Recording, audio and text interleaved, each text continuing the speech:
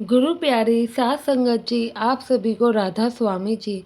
संगत जी, जब से बाबा जी ने अपना उत्तराधिकारी चुना है तब से लेकर आज तक बहुत अफवाहें, न जाने कितनी कितनी बातें फैल चुकी हैं।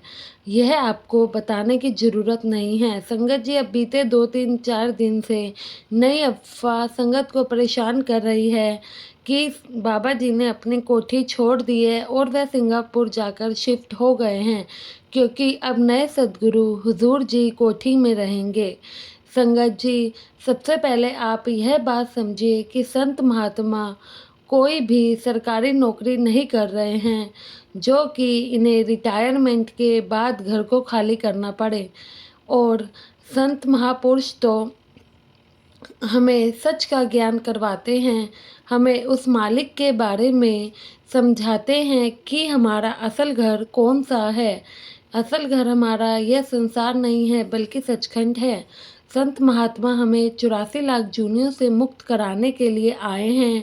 हमारे दरमियान यह बात समझाते हैं, संतों की अपनी मौज होती है, वह कब क्या फैसला लेते हैं। लेकिन एक बात हम लोगों को हमेशा याद रखनी है कि संत महात्मा जब भी कोई फैसला लेते हैं वह अपनी संगत की भलाई के लिए ही लेते हैं। संगत में यह भी अफवाह फैली हुई है कि बाबा जी बिल्कुल भी ठीक नहीं हैं, जो कि बिल्कुल ही गलत है। उनकी तबीयत खराब नहीं है, तो ऐसा बिल्कुल नहीं है। बाबा जी बिल्कुल ठीक हैं। और अभी पिछले 2 हफ्तों से हम सब देख रहे हैं कि बाबा जी सवाल जवाब भी कर रहे थे और बाबा जी ने सत्संग भी फरमाए थे। आने वाले भंडारे में भी बाबा जी सत्संग करेंगे। साथ संगत जी, बाबा जी या कोई भी पूर्ण संत क्यों बार बार बीमार पड़ जाते हैं, कारण जानकर आप भी हैरान रह जाओगे। साथ संगत जी, जब संत महात्मा इस संसार में आते हैं तो उन्हें किसी से कम्युनिकेशन करने के लिए शरीर की ज़रूरत पड़ती है। इसलिए मालिक जब संतों को हमारे बीच भेजता है तो शरीर रूपी चोला उड़ाकर भेजता है, जिससे कि संत हमसे बात कर सके, हमारे सवालों के जवाब दे सके, ताकि हमें अच्छे से समझा सके। अगर शरीर ही ना हो तो हम बात किससे करेंगे। संगत जी, जब भी संत महात्मा इस धरती पर आते हैं तो वह शरीर रूपी चोला ओढ़कर आते हैं, ताकि वह हमसे बात कर सके और हम भी उनसे कोई सवाल जवाब करें तो वह उनका जवाब दे सके। अगर वह अन्य शरीर धारण करते हैं, जैसे कि पशु पक्षी की बोली, तो हम नहीं समझ पाएंगे। इसलिए इंसान इंसान को समझ सकता है, इसलिए हमारे संत महात्मा भी इंसानी रूपी चोला ओढ़ कर आते हैं। संगत जी, हर चीज़ की एक उम्र या एक्सपायरी डेट होती है, ठीक ऐसे ही शरीर की भी एक सीमित आयु होती है। शरीर हमेशा के लिए यहाँ नहीं रहते, बल्कि संगत बोल रही है कि बाबा जी ने कोठी छोड़ दी है और बाबा जी अब सिंगापुर में शिफ्ट हो रहे हैं। कोई कुछ कह रहा है तो कोई कुछ, जो कि बिल्कुल भी गलत बात है। संगत जी, बाबा जी ना तो सिंगापुर गए हैं और ना ही बाबा जी ने कोठी छोड़ी है।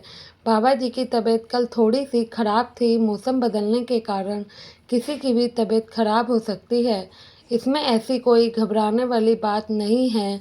जब तक हम सब शरीर के दायरे में हैं तब तक कोई ना कोई बीमारी तो लगी रहेगी, कोई ना कोई तकलीफ़ तो शरीर में बनी रहती है। इसलिए ज़्यादा संगत जी पैनिक होने की ज़रूरत नहीं है और हम लोगों को शांति से काम लेना है, अफ़वाहों से बचना है और दूसरी संगत को भी बचाना है। संत मत के खिलाफ़ बोलने वाले लोग तो ना जाने पता नहीं क्या-क्या कह देते हैं। संगत जी, महात्मा किस लिए बीमार पड़ते हैं, सबसे पहले हमें यह समझना चाहिए कि संतों के अपने कोई कर्म नहीं होते। संत यहाँ कर्म भोगने के लिए नहीं आए। संत जब बीमार होते हैं तो वह हमारी वजह से बीमार होते हैं।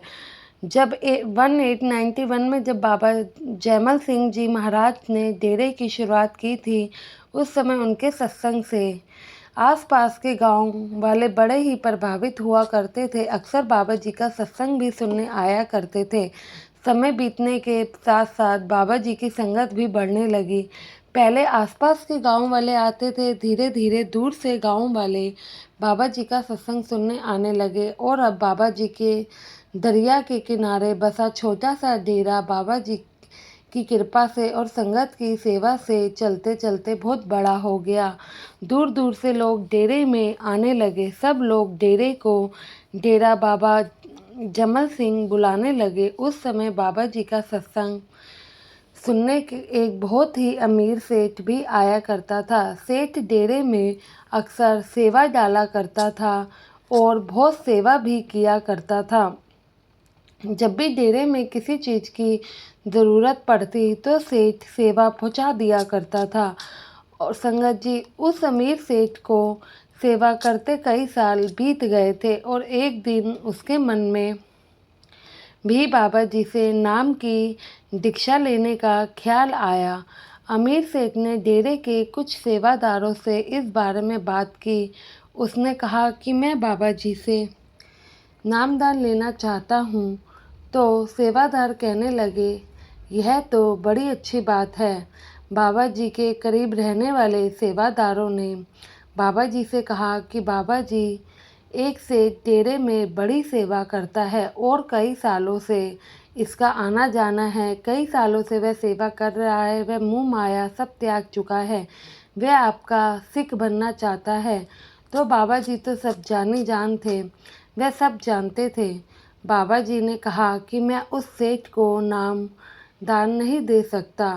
सेवादारों ने विनती करी और पूछा कि बाबा जी, सेठ तो हर तरीके से नाम लेने के लायक है, फिर आप ऐसा क्यों कह रहे हो? तो बाबा जी ने बताया, क्या तुम उसके कर्म देख पा रहे हो? इस सेठ के पिछले जन्मों के कर्म बहुत ही भारी हैं। इसे काल ने 7 जन्मों तक गर्म पत्थर पर इसे काल ने 7 जन्मों तक गर्म पत्थर पर तपाना है, इसलिए मैं ऐसे जीव को नामदान नहीं दे सकता। सेवादार ने बाबा जी से कहा, ठीक है, तो बाबा जी जैसे आपकी मर्जी। सेवादारों ने सेठ को जाकर बताया, बाबा जी आपको नामदान नहीं देंगे।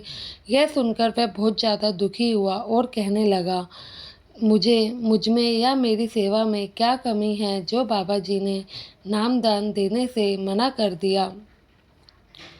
संगत जी, सेठ ने सेवादार से कहा, मैं बाबा जी से मिल सकता हूँ? तो सेवादारों ने कहा कि बिल्कुल मिल सकते हो। बाबा जी कभी भी मिलने से आपको मना नहीं करेंगे। अब सेठ बाबा जी के पास गया और बाबा जी से सवाल करने लगा कि आखिर क्या कमी रह गई है या क्या चीज़ की कमी है जो आप मुझे नामदान नहीं दे सकते। बाबा सेठ कहता है, मैं तो सारी मुँह माया त्याग चुका हूँ और कई सत्संग भी मैंने सुने हैं और मैंने ये भी सुना है कि संतों की शरण में आके सारे कर्म कट जाते हैं। और इस तरह वह सेठ बाबा जी के आगे जिद करता है और नामदान लेने के लिए काफ़ी वह विनती करता है। साथ संगत जी, संतों का दिल तो मोम होता है, उनके मन में सबके लिए प्यार होता है। तो बाबा जी ने उस अमीर सेठ से कहा, ठीक है, मैं आपको नामदान दे दूंगा, लेकिन नाम देने के बाद मैं अपने कमरे में चला जाऊंगा और अगले 15 दिन तक मैं कोई सत्संग नहीं करूंगा और ना ही कमरे से बाहर आऊंगा। और बाबा जी ने सेवादार को आदेश दिया। इसके बाद बाबा जी ने सेठ को नामदान दिया और बाबा जी अपने कमरे में चले गए। साथ संगत जी, 2-3 दिन तक जब बाबा जी कमरे से बाहर बिल्कुल नहीं निकले तो सबको बहुत ज़्यादा टेंशन होने लगी। सेवादारों ने सोचा कि एक बार तो बाबा जी का हाल चाल ले लिया जाए। उन्हें किसी चीज़ की ज़रूरत तो नहीं, लेकिन जब सेवादार बाबा जी के कमरे में गए तो क्या देखते हैं कि वह तेज बुखार में तप रहे थे। बुखार इतनी तेज था कि दूर तक सेका जा सकता था। यह देखकर सेवादार बहुत ही घबरा गए और बाबा जी से कहने लगे कि बाबा जी, आपको तो बहुत तेज बुखार है और ऐसा कैसे हो गया? तो बाबा जी की ऐसी हालत देखकर सेवादारों रोने लगे और बाबा जी के से तो बाबा जी कहने लगे कि उस सेठ के कर्म बहुत भारी थे और आप सबने बार बार विनती करी कि सेठ को नामदान दे दो, तो मैंने उनको नामदान दे दिया। उसके कर्मों के बोझ के कारण मुझे तेज बुखार हुआ है। साथ संगत जी, बाबा जी बोले 15 दिन के बाद बुखार अपने आप उतर जाएगा, इसलिए सब चिंता मत करें। बाबा जी की यह बात सुनकर सेवादार काफ़ी कि परेशान हुए। कहने लगे, ये हमने क्या कर दिया? उस सेठ के लिए हमने अपने सद्गुरु को ही बीमार कर दिया। तो संगत जी, ऐसे होते हैं हमारे संत, वह हमारे कर्म अपने ऊपर ले लेते हैं। बाबा जी ने समझाया कि आप लोग चिंता तो ना करें और इस बात को दिल से निकाल दें। साथ संगत जी, ऐसा ही वाक़ई हजूर महाराज जी के साथ भी हुआ था। उस समय महाराज जी ने अपने एक करीबी सेवादार को नामदान तो दे दिया, लेकिन उनके कर्मों का बोझ बाबा जी पे आ गया, जिससे भी बाबा जी की भी तबीयत खराब हो गई थी। हमारे पूर्ण जो कि संत होते हैं, इनका दिल बहुत बड़ा होता है, इसलिए हम फिर भी इनकी बात नहीं मानते हैं। संगत जी, आशा है ये साखी के बाद आप भजन सिमरन को समय देंगे और बाबा जी के जो भी आदेश हैं उनके भाड़े में रहेंगे। अगर आपको साखी अच्छी लगी हो तो अपने इस चैनल को सब्सक्राइब करना ना भूलें। गुरु प्यारी साथ संगत जी, आप सभी को राधा स्वामी जी।